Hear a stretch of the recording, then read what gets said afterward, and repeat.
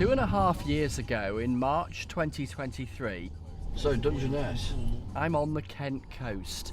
The then Conservative government is planning a big intervention. This morning, we will discuss the Prime Minister's plans to get tough on small boat crossings. Between then and now, over 100,000 people have arrived here, having set off in dinghies. Small boat arrivals make up around 40% of asylum claims. Statement. Asylum policy, the Home Secretary. The last government and now this one, struggling to grip the issue. To the British public who foot the bill, the system feels out of control and unfair. It feels that way because it is. There will never be a justification for the violence and racism of a minority. But if we fail to deal with this crisis, we will draw more people down a path that starts with anger and ends in hatred. Home Secretary, you say the system is out of control and unfair.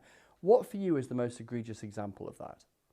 Well, look, I think the sheer scale of the crossings across the channel, despite all of the enforcement activity that we've undertaken, everywhere I look since I've been Home Secretary across the asylum system, every bit of it doesn't work as it should. So I can see the scale. Every single bit is failing. Pretty much every bit of this system either takes too long, is ruinously expensive, is failing. This year on high streets across the UK, the BBC has exposed a Kurdish crime network enabling illegal working, helping migrants dodge immigration fines. We filmed asylum seekers owning and selling these mini-mart shops that make £3,000 a week selling illegal cigarettes. These are pull factors, aren't they? Have you lost control of our high streets to Kurdish or organised crime gangs?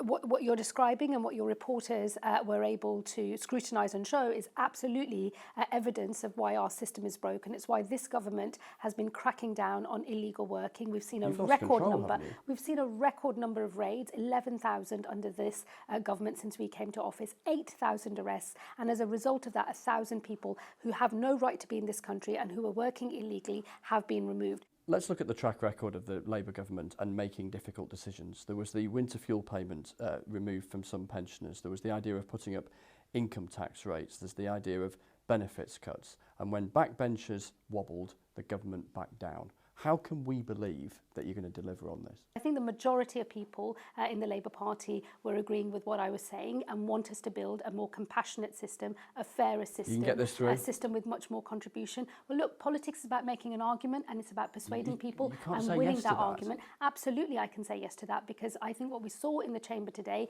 yes, there was some disagreement, but the vast majority of my colleagues agree with me. Earlier, the Conservatives welcomed the government's direction of travel, but they argued trying to limit the impact of the European Convention on Human Rights won't work, only leaving it will. I am pleased that she is bringing forward measures to crack down on illegal immigration. It's not enough, but it is a start. The main problem is that for as long as the UK is in the ECHR, illegal immigrants and those exploiting our system will use human rights laws to block anything she does to solve this. Reform UK sought to make some Labour backbenchers squirm by claiming the government had come round to their way of thinking. Before she puts in her application to join Reform UK, and I very much welcome her doing so, can I just draw out the difference? Can I draw out the difference between our parties? Unlike the government, Madam Deputy Speaker, we don't propose to give illegal immigrants the right to stay here for 2.5 years after arriving. The Liberal Democrats say Brexit has made handling asylum cases harder and add, what is not helpful is the Home Secretary claiming that the country is being torn apart by immigration.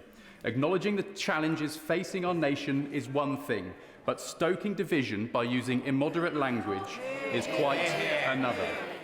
Already, around 20 Labour MPs have indicated publicly they're uncomfortable with the plans. Does the Home Secretary not see that removing the legal obligation to support asylum seekers who would be otherwise destitute is as far away from Labour Party principles and values as we can get? Questions of fairness and control, emotions of compassion and anger. Now this government attempts to convince you it can sort the asylum system. Chris Mason, BBC News.